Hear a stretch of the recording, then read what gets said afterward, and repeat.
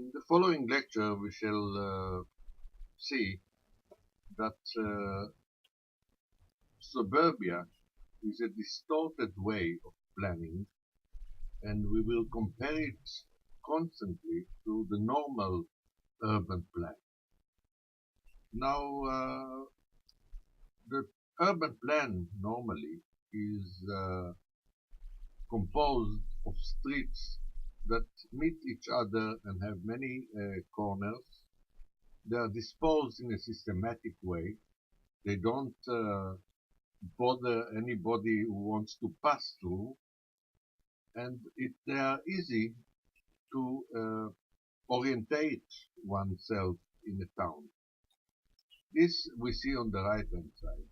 On the left hand side, we will notice that suburban plans are broken. There are grids or urban fabrics which are broken and not continuous. In fact, most of them are composed of round circles that come back to the beginning, and they are impossible to cross. This is done on purpose because suburbia doesn't want chance drivers to go by or to cross these communities. But in fact, this is what makes them isolated, uncommunicable, very difficult to find one's way through, and disoriented completely, because when you move in circles, you become lost. In fact, the suburbia, if looked from an urban point of view, is very much a labyrinth which is confusing to human beings for no reason other than to prevent traffic to go by. As it were, traffic is forbidden from these places, but so is all the rest of human activity forbidden at the same time. At the same time, all the normal needs of human beings are non-existent in suburbia. You don't find in suburbia what you find in towns. You don't find all the culture, you don't find the social fabric, you don't find the financial background, work, etc. You don't find proper traffic, and especially you don't find a street or a square where you can meet with other human beings.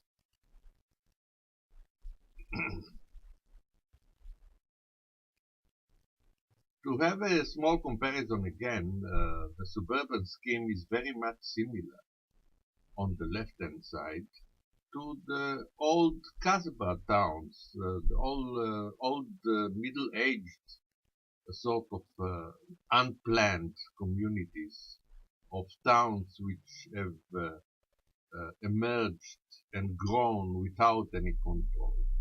On the right-hand side, we see the urban schemes of the towns we admire, anything from Sofia, San Francisco, Berlin, Budapest, etc., which are in fact based on schemes which were invented by the Greeks, and they are old schemes which have survived at least 2,500 years, and they are still very much, of course, in use, and they are all proven as successful.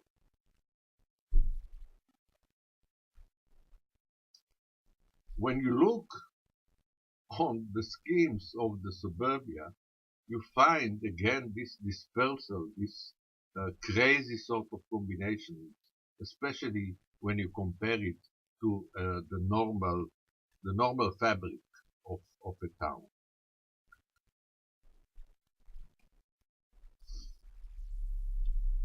The look one has of the suburbia, when looked from an urban point of view, is these circles, which are completely misleading, and they don't give us what we know of towns, which are a meeting place.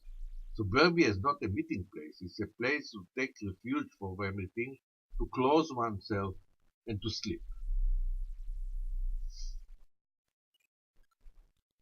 And when you get into that, you get this crazy sort of uh, half-planned uh, places.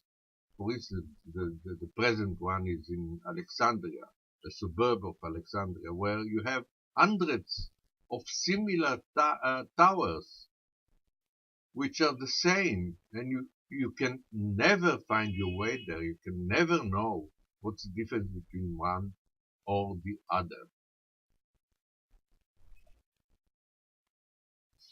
Or you get even crazier shapes. You see the bottom right, uh, Belgrade, which has a suburb which is contained in circles, completely not understandable why people should live and how do they manage to find their way in a circle. Or on the top of it, another look at Alexandria, which has sort of a design of shapes which nobody can ever see because they are only seen from above. And when I say from above, the look from above of these circles, these crazy patterns, when you get down to earth and you walk about, this is what you see at the bottom right. You see something which is completely without any order or without any sense or without any directions.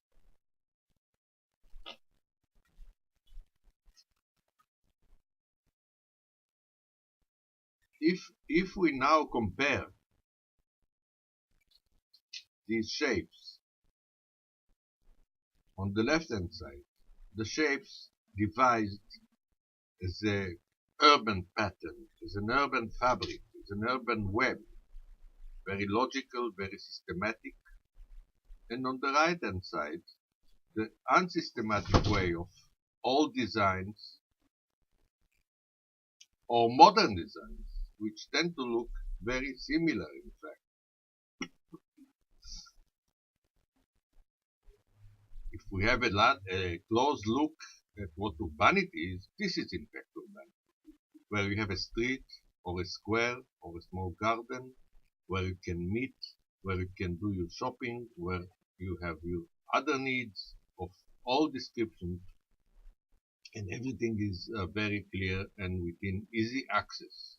And it also manages to change from day to day because human needs change from day to day.